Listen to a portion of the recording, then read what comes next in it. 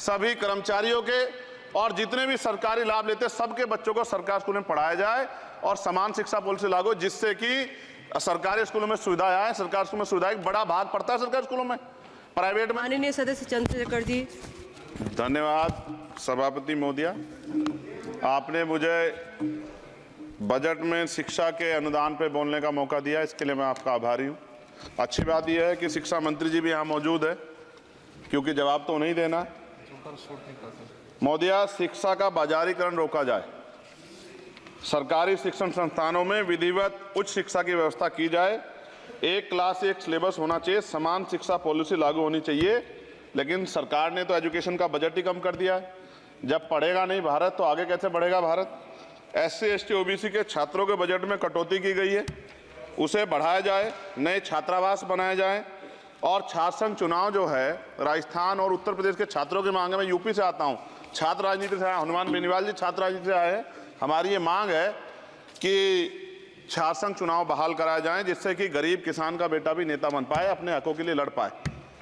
SC ST के उच्च शिक्षा के लिए विदेशों में पढ़ने की व्यवस्था कराई जाए, जिसका अभी आंकड़ा बहुत कम है। साथ साथ मेरे लोकसभा क्षेत्र नैटौर में और नजीबाबाद में गवर्नमेंट डिग्री कॉलेज बनाया जाए, सहारनपुर में डिग्री कॉलेज बनाया, भागोवाला में कन्या इंटर कॉलेज बनाया जाए, उसकी जरूरत है। नगीना लोकसभा क्षेत्र के में नए कॉलेजों विश्वविद्यालयों की स्थापना की जाए, साथ ही IIT और IIM की स्थापना की जाए। IIM में आरक्षण की व्यवस्था लागू करा जाए। हमारे साथी कह रहे थे करवानी चाहिए इनको, इनकी इच्छा है और होनी भी चाहिए। छात्रों को पोषण या विटामिन सप्लीमेंट भी दिया जाए। स्कूल कॉलेजों विश्वविद्यालयों में SC ST OBC के रिक्त पदों को भरा जाए। जब टीचर होंगे तभी तो पढ़ाएंगे, टीचर कम है और बच्चे ज़्यादा हैं। साथ साथ SC ST के छात्रों को विशेष शिक्षा सुविधा की भी दी जानी चाहिए। क्षेत्र में स्किल डेवलपमेंट सेंटर खोले जाएं। कॉलेजों और IIT में जातिगत आधार पर होने वाले भेदभाव को समाप्त किया जाए। बहुत बच्चों की जान चली गई, सब ब्रिलियंट थे, लेकिन इस पर कोई काम नहीं हो रहा। हमारे क्षेत्र में नवोदय विद्यालय स्कूल, केंद्रीय विश्वविद्यालय, नेशनल बाल भवन, मिलिट्री स्कूल और सैनिक स्कूल की स्थापना हमारे क्षेत्र में, ग्रामीण क्षेत्र है वो, हमारे क्षेत्र में टीचर ट्रेनिंग सेंटर खोले जाएं, जिससे शिक्षकों की कमी दूर और बेरोजगारी भी घटेगी। अत्याधुनिक एवं सुरक्षात्मक बालिकाओं एवं महिलाओं के लिए हॉस्टल उपलब्ध कराए जाएं। IIT जैसे शिक्षण संस्थानों में SC ST OBC अल्पसंख्यक छात्रों के लिए पढ़ाई पीछे विशेष सुविधा प्रदान की है, जैसे उच्च शिक्षा जो है वो ले पाएं। कक्षा 1 से 12 तक के छात्रों के नया पाठ्यक्रम शुरू किया जाए, जिसमें संविधान की प्रस्तावना को उल्लेखित मूल अधिकारों की शिक्षा दी जाए।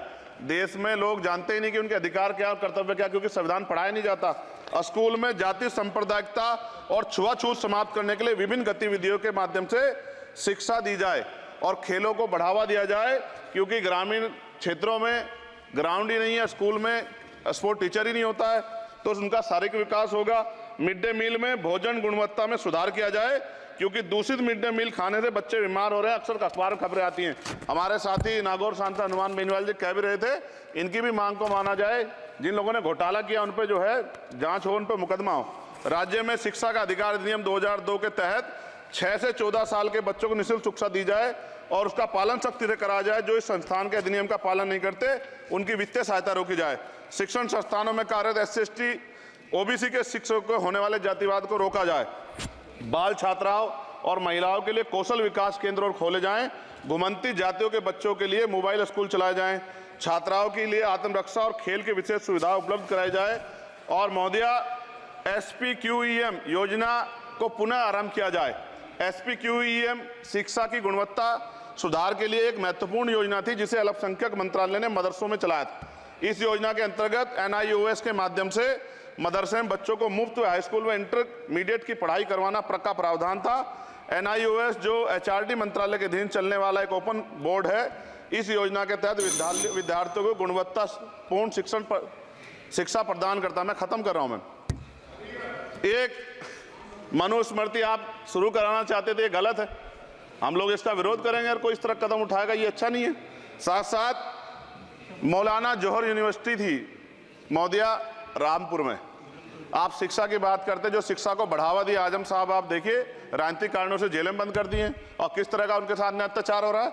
मैं मांग करता हूं राजनीतिक कारण छोड़ के उस यूनिवर्सिटी को बंद करने का लक्ष्य सरकार का, ये गलत है। इस तरह से आप नहीं रोक सकते हैं। साथ साथ बीएड के बच्चे जो हैं उनका भविष्य खराब हो गया, करोड़ों में उनकी संख्या है, क्योंकि एक नया आदेश वो करके प्राइमरी स्कूल में उन्हें भर्ती हो सकते। बीटीसी और बीएड के बच्चे परेशान हैं, इसलिए मैं आपसे आग्रह करूंगा इस पर ध्यान दे। और एक आग्रह मैडम मेरा आपसे बहुत इंपॉर्टेंट ये है कि सभी नेताओं के, सभी कर्मचारियों के और जितने भी सरकारी लाभ लेते हैं सबके बच्चों को सरकारी स्कूल में पढ़ाया जाए और समान शिक्षा पॉलिसी लागू हो, जिससे कि सरकारी स्कूलों में सुविधाएं आए। सरकारी स्कूल में सुविधाएं बड़ा भाग पड़ता है सरकारी स्कूलों में, प्राइवेट में नहीं घुस सकते हम लोग। बाबा साहब अम्बेडकर को मैं याद करता हूं आज, महाराज ज्योतिबा फूले और मां सावित्रीबाई फूले को याद करता हूं मैं आज, जिन्होंने, मैं खत्म कर रहा हूं, जिन्होंने पहला स्कूल खोला। और फिर मैं आपसे कह रहा हूं, संत गाडगे जी महाराज ने कहा कि एक रोटी कम खाओ लेकिन अपने बच्चों को पढ़ाओ। और बाबा साहब ने कहा खत्म करते हुए कि जो शिक्षा श्रेणी का दूध है जो पिएगा दाड़गा, शिक्षक वैसे हम लोग बोल रहे हैं, तो इसके साथ खेलना हो, इसका बाजारीकरण रोका जाए और सबको पढ़ने का मौका मिले, इसका ध्यान सरकार रखे। बहुत बहुत धन्यवाद। और शिक्षा मंत्री जी बैठे हैं, आपसे आग्रह है ग्रामीण क्षेत्रों के बच्चों पर ध्यान दीजिए सर।